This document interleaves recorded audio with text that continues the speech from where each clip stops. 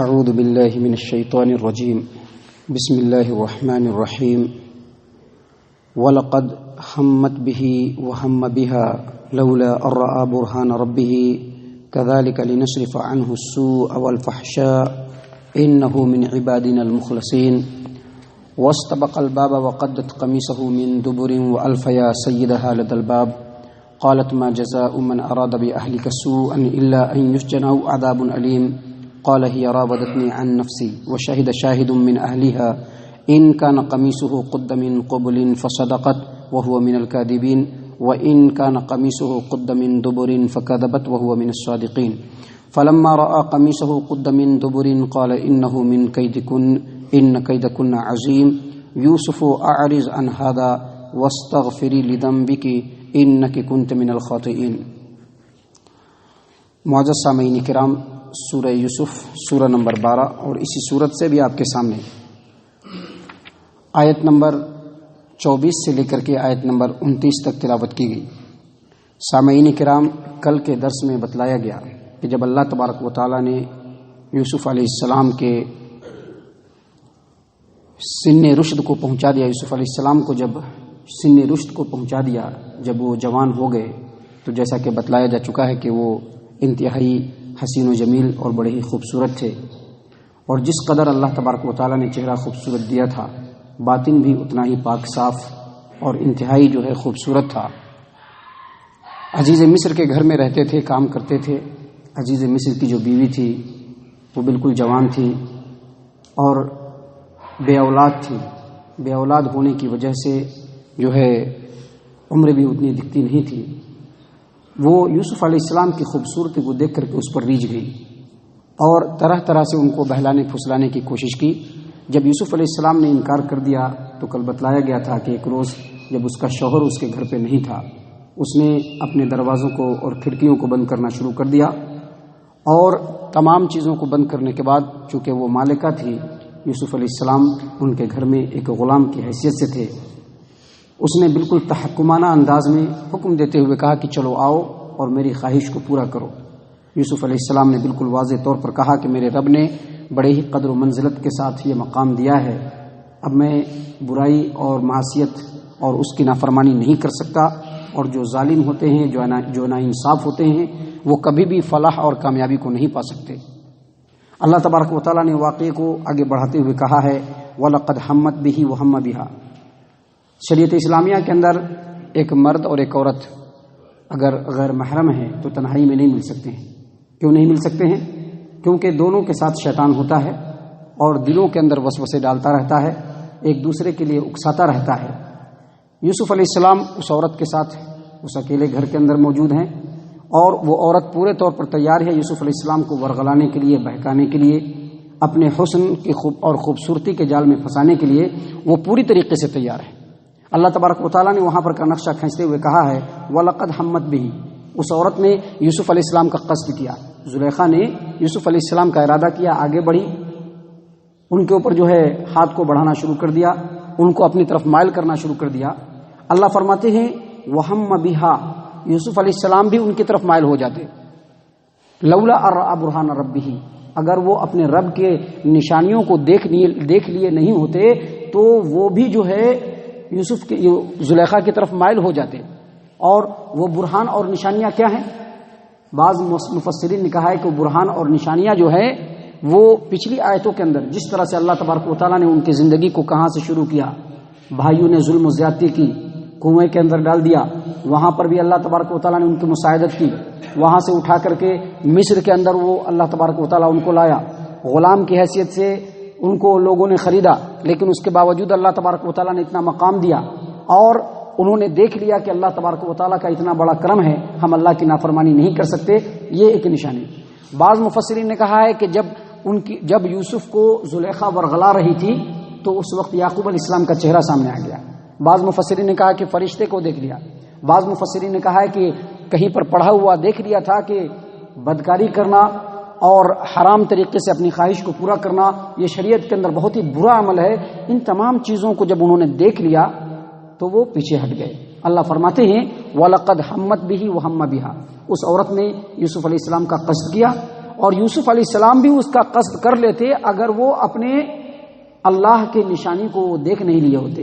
اللہ فرماتے ہیں کذالک لنصرف عنہ السوء والفحشاء انہ من عبادنا المخلصین، اسی طرح سے ہم اپنے مخلص بندوں کو، جو اللہ کے مخلص بندے ہوتے ہیں، ان کو برائی سے اور بے حیائی سے بچا لیتے ہیں، اور بے شک یوسف علیہ السلام اللہ تبارک و تعالیٰ کی مخلص بندوں میں سے تھے۔ محترم سامعین کرام، آگے بڑھتے ہوئے اللہ تبارک و تعالیٰ نے فرمایا کہ واستبق الباب، وہ زلیخا جو تھی وہ یوسف علیہ السلام کو دیکھا کہ اب ماننے کے لیے تیار نہیں ہے، تو پکڑ دھکڑ کرنا شروع کر دیا، پکڑ دھکڑ کر کے ان کو چھیڑنا شروع کر دیا تاکہ جذبات جو ہے وہ ابھر جائے۔ لیکن یوسف علیہ السلام اللہ تبارک و تعالیٰ کے نبی، اور یہیں سے پتہ چلتا ہے کہ اللہ تبارک و تعالیٰ کے نبی جو ہوتے ہیں ان کو اللہ تبارک و تعالیٰ ہر طرح سے بچاتا ہے، ان کو پاکیزہ اور معزز بنا کر کے رکھتا ہے۔ عصمت نبی جو ہے وہ بالکل مسلم چیز ہے، اگرچہ جو انبیاء ہوتے ہیں وہ انسان ہی ہوتے ہیں، ان کے اندر بشری تقاضے ہوتے ہیں، اللہ تبارک و تعالیٰ نے ان کے اندر جذبات رکھا ہوتا ہے، لیکن چونکہ یہ اللہ کے نبی ہوتے ہیں اور اپنی امت کے لیے نمونہ ہوتے ہیں، اس لیے اللہ تبارک و تعالیٰ اس طرح کے معاملات سے ان کو بچا کر کے رکھتا ہے، اور ساتھ ہی ساتھ اگر ان سے کوئی چھوٹی موٹی غلطیاں ہو بھی جائیں تو وحی کے ذریعے سے اللہ تبارک و تعالیٰ اس کی اصلاح فرما دیتا ہے۔ جب زلیخا نے یوسف علیہ السلام کو پکڑ دھکڑ کرنا شروع کیا اور ان کو اپنے جذبات کے چال میں پھنسانا شروع کیا، یوسف علیہ السلام فوراً دروازے کی طرف لپکے، دروازے کو کھولا۔ ابھی دروازہ کھولا نہیں تھا، پیچھے سے زلیخا نے ان کے قمیص کو پکڑ لیا کہ کھینچے اپنی طرف، اور کھینچ کر کے اپنے جو ہے گرفت میں ان کو لے لے، لیکن قمیص کو کھینچنے کی وجہ سے سب اللہ تبارک و تعالیٰ کی مشیت تھی۔ اللہ تبارک و تعالیٰ ان تمام مرحلوں سے یوسف علیہ السلام کو گزارنا چاہتا تھا۔ جیسے ہی اس عورت نے پیچھے سے پکڑا اور قمیص سے کھینچنے کی کوشش کی، قمیص جو ہے وہ پیچھے سے پھٹ گیا۔ اللہ تبارک و تعالیٰ فرماتے ہیں واستبق الباب، دونوں دروازے کی طرف لپکے، وقدت قمیصہ من دبر والفیا سیدہا لدی الباب، اس عورت نے جو ہے پیچھے سے یوسف علیہ السلام کے قمیص کو پکڑ کر کے کھینچا اور قمیص پھٹ گیا، اور یوسف علیہ السلام نے دروازہ کھول دیا۔ دروازہ جیسے کھلتا ہے، زلیخا کا شوہر عزیز مصر جو یوسف علیہ السلام کا مالک، یوسف علیہ السلام کو جنہوں نے خریدا تھا، وہ دروازے پر کھڑے ہوئے ہیں۔ اب دروازے پر کھڑے ہوئے ہیں، اندر ان کی بیوی ہے، غلام ہے، دونوں ایک ساتھ باہر نکل رہے ہیں۔ بس اتنا ہی ثبوت کافی ہوتا ہے کہ یہ بدکاری کے اندر دونوں ملوث تھے۔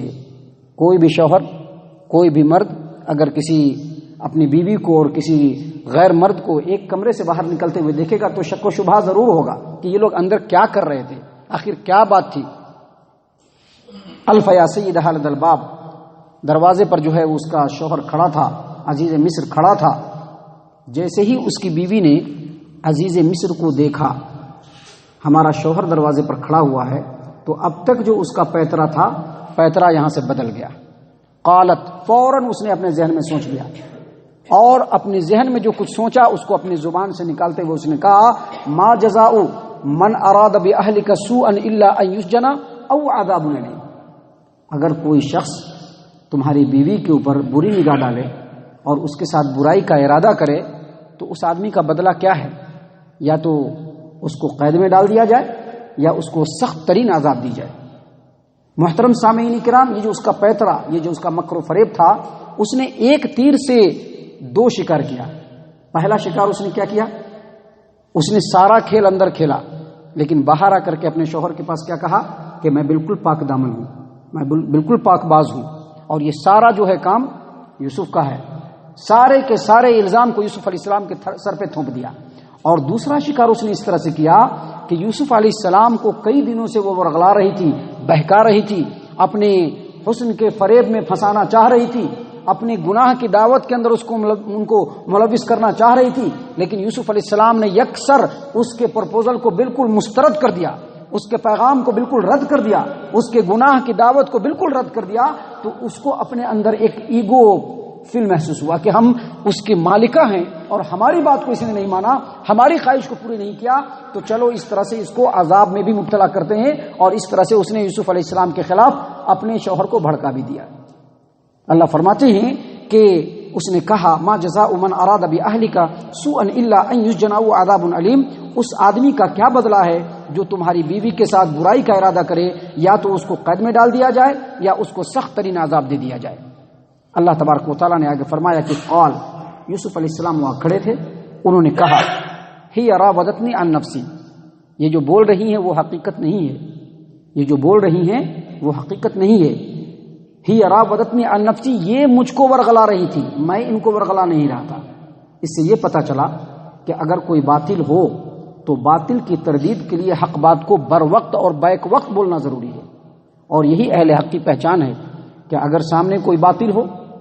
تو اور حقیقت کے خلاف بات ہو تو اسی وقت اس کا رد کیا جائے۔ اللہ تبارک و تعالیٰ نے کہا کہ یوسف علیہ السلام نے کہا ہی راودتنی عن نفسی، یہ خود مجھ کو ورغلا رہی تھی،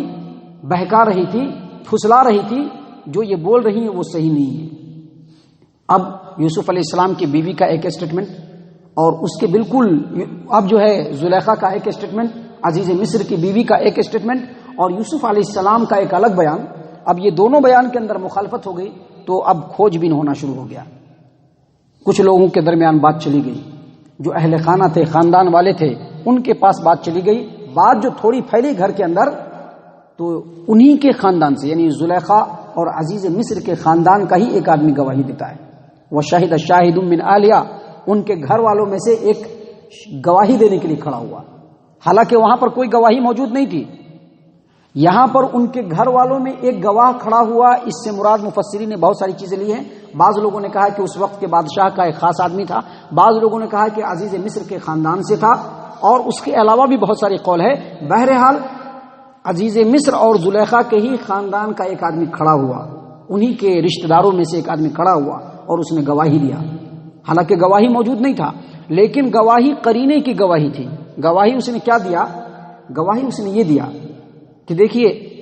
زلیخا کا جو کپڑا وغیرہ ہے وہ بالکل درست ہے، ایسا لگ نہیں رہا ہے کہ اس کو کس نے چھیڑ چھاڑ کیا ہے، کپڑا بھی درست ہے، بال بھی درست ہے، کہیں پر بدن پہ کوئی نشان بھی نہیں ہے، چہرے پر بھی کوئی نشان نہیں ہے، ایسا نہیں لگتا ہے کہ ان کے ساتھ زبردستی کی گئی ہے۔ صرف ایک چیز نظر آ رہا ہے یوسف کے اوپر، تو آپ دیکھیے کہ اگر یوسف کا کپڑا آگے سے پھٹا ہوا ہے تو اس کا مطلب ہے کہ یوسف تقاضا کر رہا تھا، آگے بڑھ رہا تھا اور عورت بچنا چاہ رہی تھی، بچنے کے لیے ہاتھ پیر مار رہی تھی، تو ہاتھ پیر مارتے مارتے جو ہے وہ کپڑا آگے سے پھٹ گیا ہوگا۔ لیکن اگر کپڑا پیچھے سے پھٹا ہوا ہے تو اس کا مطلب یہ ہے کہ یوسف بھاگ رہا تھا اور پیچھے سے جو ہے یہ عورت اس کو دھکیل رہی تھی، اس کو پکڑ رہی تھی، اور پکڑنے کی حالت میں ہی جو ہے کپڑے پر ہاتھ پڑا اور کپڑا پیچھے سے پھٹ گیا۔ اس کا مطلب ہے کہ یوسف سچا ہے اور یہ عورت جھوٹی ہے۔ اللہ تبارک و تعالیٰ نے پوری بات کو یہاں پر بیان کیا ہے، فرمایا وَشَهِدَ شَاهِدٌ مِّنْ أَهْلِهَا إِنْ كَانَ قَمِيصُهُ قُدَّ مِنْ قُبُلٍ فَصَدَقَتْ وَهُوَ مِنَ الْكَاذِبِينَ، ان کے گھر والوں میں سے ایک آدمی نے گواہی دی کہ اگر یوسف کا قمیص آگے سے پھٹا ہوگا تو یہ عورت سچی ہے اور یوسف جھوٹا ہے، اور اگر اس کا قمیص پیچھے سے پھٹا ہوگا تو یہ عورت جھوٹی ہے اور یوسف سچا اور پاک باز ہے۔ تو جب دیکھا گیا تو قمیص جو تھا وہ پیچھے سے پھٹا ہوا تھا، یہ اصل قرینے کی شہادت ہے، کیونکہ وہاں پر تو کوئی موجود نہیں تھا، لیکن ایک قرینے کی شہادت، اندازے کی شہادت کیا ہوتی ہے، اس کو ایک چھوٹی سی مثال سے ہم سمجھ سکتے ہیں کہ ایک آدمی کہیں دور دراز علاقے میں جا کر کے شراب پیے اور اپنے گھر پر آئے، اور اس کے منہ سے جو بو آئے تو بو کو سونگ کر کے لوگ سمجھ سکتا ہے کہ یہ شراب پیا ہے، حالانکہ جب شراب پی رہا تھا تو وہاں پر کوئی موجود نہیں تھا، کسی نے دیکھا نہیں تھا، لیکن منہ کی بدبو سے محسوس ہو گیا کہ شراب پیا ہے۔ اسی طرح سے یہ قرینے کا جو ہے کہ شہادت تھی جو وہاں پر پیش کی گئی، اور جس کو اللہ تبارک و تعالیٰ نے اپنے مصلحت اور مشیت کے تحت اس چیز کو لایا وہاں پر اللہ تبارک و تعالیٰ۔ اللہ فرماتے ہیں کہ فلما رأى قمیصہ، جب عزیز مصر نے اس کے قمیص کو دیکھا، قد من دبر، تو وہ پیچھے سے پھٹا ہوا تھا، قال، اس نے کہا انہ من کیدکن، اے عورتوں یہ تمہاری چال ہے، یہ تمہاری چال ہے،